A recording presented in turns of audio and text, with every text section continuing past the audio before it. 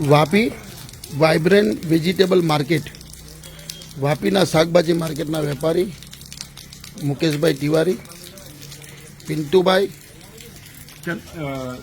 રોહિતભાઈ, રાજેશભાઈ જસવાલ અને એમના બીજા સાથી મિત્રો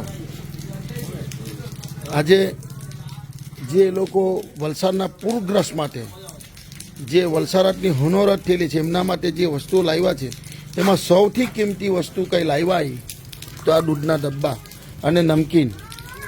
આ એક એવી વસ્તુ છે કે ખરેખર અત્યારે ત્યાંના લોકોને જરૂર છે ને એનું ધ્યાન રાખીને આ એક ડબ્બો મારા હિસાબે કેટલાનો છે કિંમત નહીં જોઈએ આપને, પણ આટલી મોટી સોચ ને આટલી મોટી વસ્તુ વિચારવી એ જ બહુ મોટી વાત છે કે આ જરૂરતમંદને ઘણા એવા લોકો છે જે રોડ પર માંગી ન શકે, પણ એક આ દૂધ એવી વસ્તુ છે કે નાના બચ્ચાઓ ચા માટે કે અન્ય વિસ્તારો માટે. ને અમને બી લાગણી એવી છે કે ભાઈ ખૂબ આનંદની વાત છે કે સેવા પ્રવૃત્તિ ત્યાં હંબે બોક્સ પડેલા જ છે અમારી પાસે, ફૂડ પેકેટના, નમકીનના, એ બી અમે બી વેચતા છે.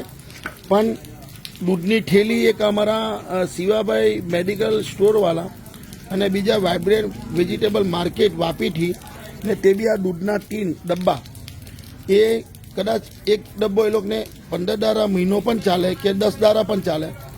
વાત એવી મોટી છે કે આ વિચારવું અને આ લોકોને શિવાભાઈ પ્રવૃત્તિનું આ કામ કરવું ને પ્રોત્સાહન આપવું, એક જ ફોન પર આવી જવું, ખરેખર અમે એમના આભારી છે, અમારા શાકભાજી માર્કેટના વેપારી મિત્ર મંડળના, કે તમે આ વલસાડની તકલીફમાં આવીને ઉભા રહ્યા અને એમની વિચાર કર્યો, એ જ બહુ મોટી વાત છે.